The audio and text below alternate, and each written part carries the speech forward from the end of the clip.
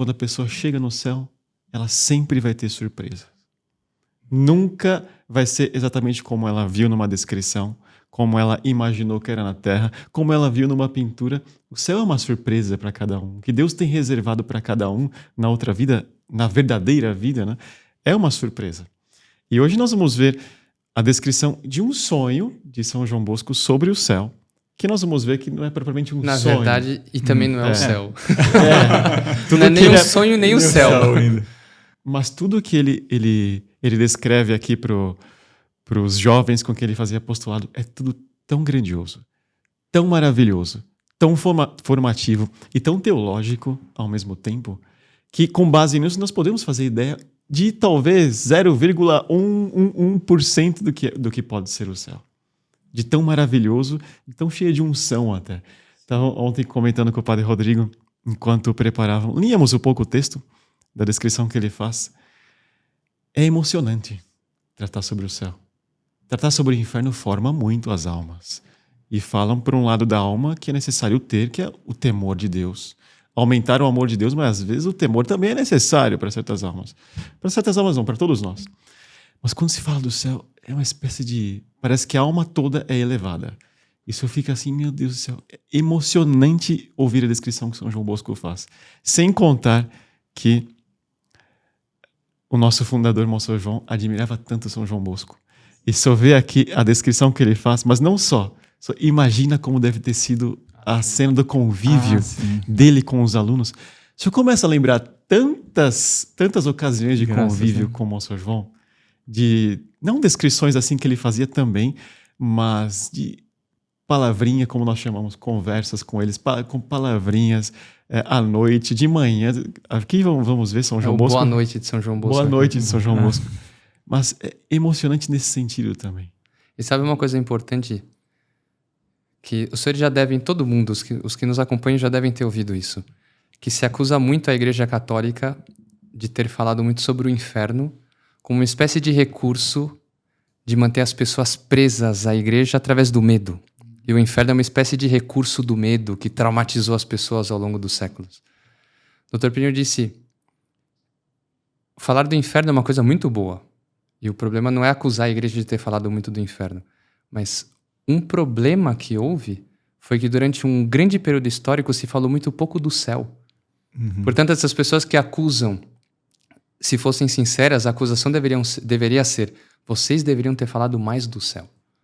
Porque aí sim atrai a vontade de falar do céu autenticamente. O céu é... Nós vamos ver aqui depois, inclusive umas definições de São Tomás de Aquino que deixa a pessoa completamente de boca aberta. O que é o céu, segundo uma definição de São Tomás? Nossa Senhora, é extraordinário. Aliás, voltando ao tema do anjo, ou seja, uma das coisas que vocês estão com tanto, interesse narrando, mas uma das coisas que você pode olhar para a cara daquele anjinho lá e pensar é que ele tem fisionomia de satisfeito.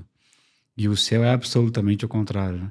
Ninguém vai estar satisfeito de nada. Surpresa atrás de surpresa. Sempre mais, sempre mais. É sob um certo ponto de vista, né? Isso. Sob um certo ponto de vista é a satisfação absoluta, mas sob um certo ponto de vista é a eternidade ali sendo...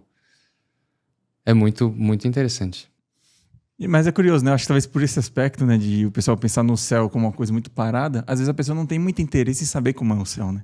Tanto quanto sobre o inferno, por exemplo, né? Porque o inferno se coloca fogo, já movimentou tudo. Exatamente, entrou uma certa febricitação ali, né? Então o pessoal quer saber mais, né? Mas sobre o céu, às vezes a pessoa não se interessa muito. E os demônios furando a pessoa. Então, torturando, não sei o quê. Então... Aí a pessoa fica assustada, acorda até, né?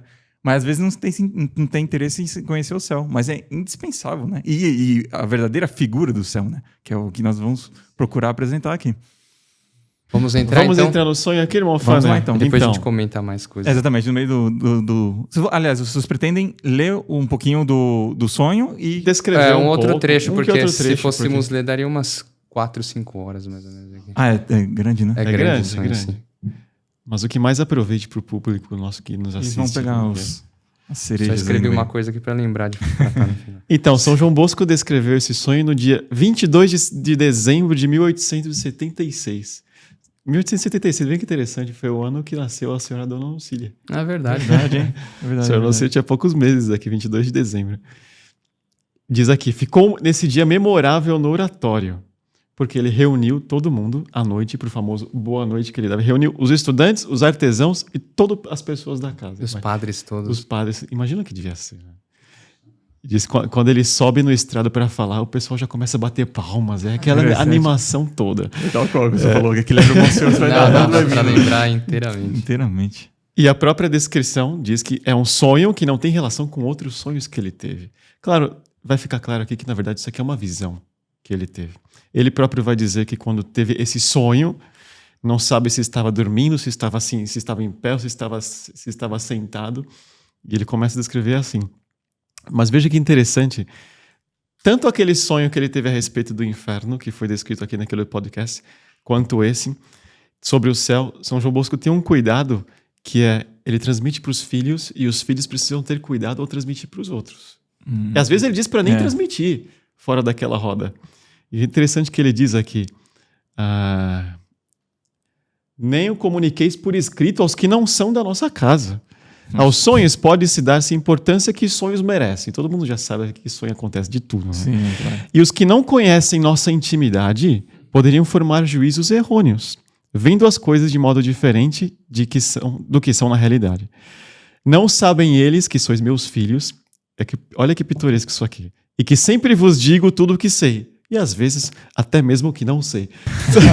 Risos gerais. Aqui, né? Sabe por que tem essa descrição dos risos? É porque quando São João Bosco ia começar a falar, já tinha mais ou menos umas 6 pessoas que eram designadas para fazer a anotação. De modo que nós temos as palavras ipsis literis dele. E depois eles se juntavam e fechavam pegavam o que faltou da palavra de um. Eram taquígrafos mesmo. Iam anotando no ritmo da... Nós tivemos um entre nós que anotava em ritmo da pessoa falava. E era ipsis literis. É impressionante. E... Só que na época não tinha gravador. Então o jeito para passar para a história... Então nós temos mesmo... Agora, só ver o cuidado de São João Bosco, que ele passava pelos mesmos problemas de gente querendo encontrar pretextos para perseguir. Isso foi uma constante na vida de qualquer fundador e de qualquer obra autenticamente católica. Né? Mas é interessante ver a prudência dele, porque inclusive esse sonho ele teve no dia 6 de dezembro. E ele vai contar para os alunos só nesse dia aqui, 22 de dezembro. Por que ele esperou tanto tempo? Ele diz que, mais para frente vai ficar claro, os sonhos faziam referência a algumas coisas que precisavam acontecer. E ele disse, eu vou esperar certo tempo para ver se vai acontecendo isso que o sonho vai me dizendo. Aí eu vou ter uma confirmação para saber se o sonho for verdadeiro ou não. Para nem nisso ter qualquer fímbria de dúvida ao ensinar alguma coisa errada para os filhos dele. Especialmente uma coisa referente à vida espiritual dos filhos dele aqui, que ele queria ter uma confirmação mesmo para saber se de fato era como ele tinha visto no sonho. Esperou alguns dias e viu que de fato era como ele tinha visto no sonho. Vamos ver o que é. Aí ele resolveu contar para todos. Interessante. E há estudiosos de São João Bosco que dizem... Porque, óbvio, não? Tem gente que vai levantar que, no fundo, não eram sonhos e eram metáforas que ele criava e ele chamava de sonhos só para poder... Claro, são os racionalistas, né? Sim, sim. Que existem em qualquer canto. E eles dizem, não é possível. São João Bosco era tão claro em afirmar que era sonho mesmo, ou aqui, como vai ficar claro para João Marcos já disse, visão, que não tem como negar. Ou São João Bosco é um mentiroso, ou é realmente um sonho. Como a hipótese de mentiroso não existe, então é um sonho, sem dúvida nenhuma. Ou uma visão, de modo que é sobrenatural mesmo, uma coisa mística bem, bem interessante.